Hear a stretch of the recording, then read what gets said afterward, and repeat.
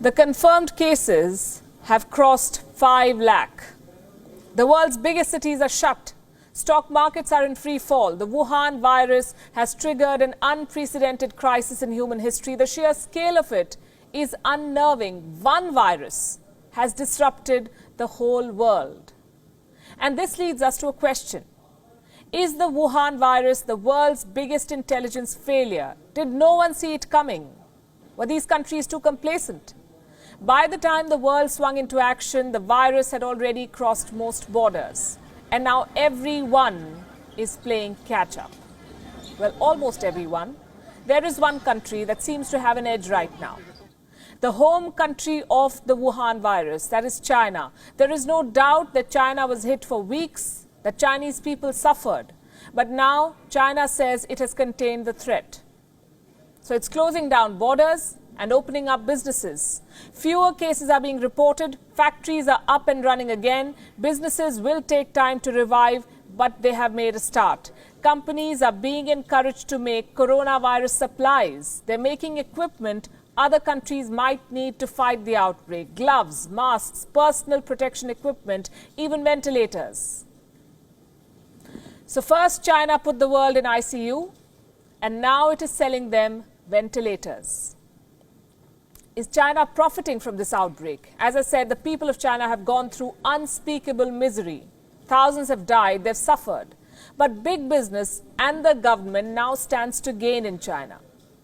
And if this sounds too sinister a plot, look at this.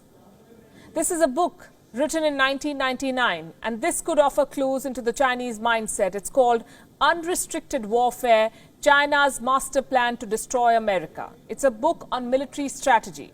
It was written by two Chinese generals, Qiao Liang and Wang Xiangzu. The book makes an argument. It says that China cannot defeat America in a direct military confrontation, but it can leverage its economic prowess to leave the Americans behind. Now, the book's assessment has some eerie similarities with the present situation. It is being quoted by conspiracy theorists. They claim that amid this coronavirus crisis, Beijing is executing its world domination plan. On this show, we do not go by conspiracy theories to make our assessments, so we set out to look for the facts. What we found was most interesting, and we have that for you tonight. Let's first talk about the situation in China. What is happening in China right now? Restaurants, zoos, even the Great Wall is open to tourists. Not foreign tourists, because they may bring back the virus, but the Chinese are out and about. As we say in television, they're moving towards normalcy. Restrictions are being lifted, factories are coming back online, businesses have resumed in many parts of China. At this rate, China's businesses will be up and running in a few weeks. Not without government help. Like most countries, China too has announced a relief package to revive the economy. Communicated the figure of a totality of 344 billion US dollars in terms of mainly fiscal measures. First and foremost, we try to stabilize the Chinese economy, and with the measures we have started to take, with the return of the work of the workers and the resumption of productive activities by the factories across the country, I think the Chinese economy is coming back to life.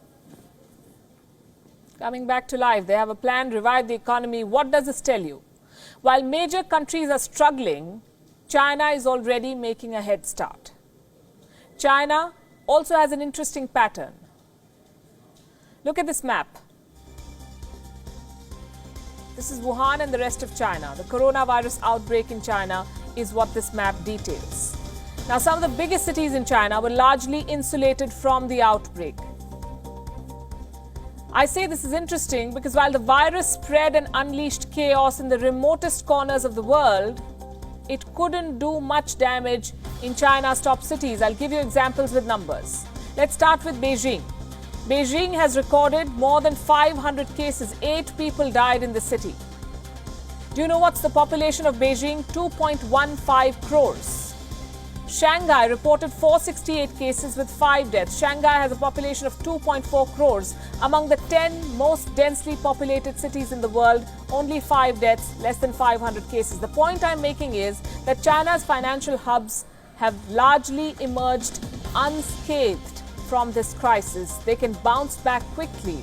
They're boosting business by creating opportunities. What does the world need right now?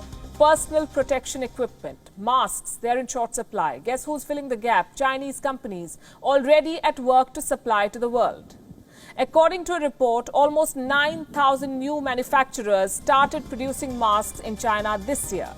They began business in the first 2 months of 2020. China's daily mask production has crossed 116 million now. Many companies have overseas orders. They're selling outside China. One of the biggest companies is Dawn Polymer. This is a Chinese company. It supplies the fabrics used to make masks. Dawn Polymer has a 40% market share in China. And the value of its shares, the company's shares, has shot up by, listen to this, 417% since January. 417% in 3 months. The holdings of the company's founders now stand at a whopping $1.9 billion. The coronavirus crisis has only meant good news for their business. Here's another example of China creating opportunities from the crisis. Buying out distressed assets. Case in point, Australia. The Scott Morrison government is worried about Chinese companies taking over Australian businesses. Reports say Australia's Foreign Investment Review Board is now gearing up. Why? Because they fear takeover attempts from China. Distressed Australian businesses and assets are on China's radar. It's not just Chinese companies that stand to gain. Foreign companies based in China are also back in action. BMW's factories resumed operations in February itself, last month. Fiat Chrysler has also restarted production. Foxconn has resumed work in its mainland China factories. Foxconn manufactures for leading tech giants like Apple and HP. Tesla's factory in China is back online too, reportedly with help from local authorities. Members of the Chinese government allegedly helped Tesla secure key supplies. The Chinese government is going the extra mile to make sure businesses resume operations. In Shanghai, most foreign businesses are back in action. All foreign-funded enterprises have resumed operation, with an 80% employee return rate and a 70% business resumption rate. The overall situation is steadily improving. So while it sounds crass to say that a company or a country profits from a pandemic, these are the bitter facts. China exported a virus to the world. Now the world is sick and China is selling them the balm.